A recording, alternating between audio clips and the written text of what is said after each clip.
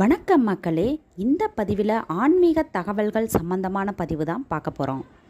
தாய் தந்தையர் இறந்த பின்பு அவர்களை மறப்பதால் மட்டும் ஏற்படக்கூடியதா பித்ரு சாபம்?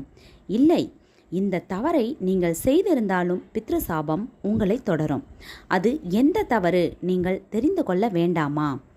நமக்கு வாழ்நாளில் தீர்க்க முடியாத கஷ்டம் ஏற்படுவதற்கு பித்ரு சாபம் ஒரு காரணம் என்று நம்முடைய சாஸ்திரம் சொல்கிறது.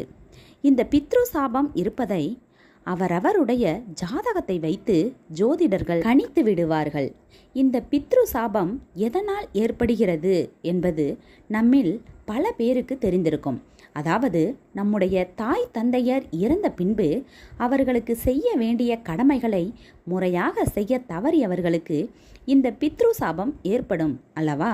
ஆனால் இறந்த பின்பு அவர்களுக்கு நாம் செய்ய வேண்டிய கடமைகளை செய்ய மறப்பதால் மட்டுமா பித்ரு சாபம் உண்டாகிறது? இல்லை, பித்ரு சாபம் உண்டாக மற்றொரு காரணமும் உள்ளது. அது என்ன காரணம் என்பதை தெரிந்து கொண்டு அதற்கான பரிகாரத்தையும் இந்த பதிவின் மூலம் தெரிந்து கொள்வோம். நம்முடைய தாய் தந்தையரை நாம் உயிரோடு இருக்கும்போது சரியாக பார்த்து கொள்ளவில்லை என்றாலும் கூட நமக்கு பித்ரு சாபம் உண்டாகும். அதாவது, நம்முடைய தாய் தந்தையர் அவர்களுடைய தாய் தந்தையரை நன்றாக பார்த்து கொள்ளாமல் இருந்திருக்கலாம், அல்லது அதற்கு முன் வாழ்ந்த முன்னோர்கள் அவர்களை பெற்றவர்களை நன்றாக பார்த்து கொள்ளாமல் இருந்திருக்கலாம். இப்படியாக ஒரு தலைமுறையில் செய்யப்பட்ட பாவம் அடுத்த தலைமுறையை தொடர்வதற்கு நிறைய வாய்ப்பு உள்ளது.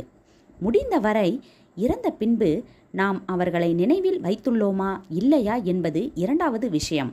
முதலில் அவர்கள் உயிருடன் இருக்கும்போது தாய் தந்தையரின் மனது நோகக்கூடாது என்பதையும் நாம் நினைவில் வைத்து கொள்ள வேண்டும். இதற்காக இறந்த பின்பு அவர்களுக்கு செய்ய வேண்டிய கடமைகளை செய்யக்கூடாது என்பது அர்த்தம் கிடையாது. நீங்கள் ஆண்களாக இருந்தாலும் சரி, பெண்களாக இருந்தாலும் சரி, உங்களுடைய தலைமுறையில் இப்படி ஒரு சம்பவம் நடந்து இருக்கலாம், அல்லது நீங்களே உங்களது தாய் தந்தையரை கவனிக்காமல் இருந்திருக்கலாம். இதற்கான சுலபமாக ஒரு தீர்வு உள்ளது. தினமும் காலை எழுந்து சுத்தபத்தமாக குளித்து முடித்துவிட்டு 6 மணிக்கு முன்பாக, அதாவது காலை 5:45 மணி அளவில் சூரிய நமஸ்காரம் செய்து வர வேண்டும்.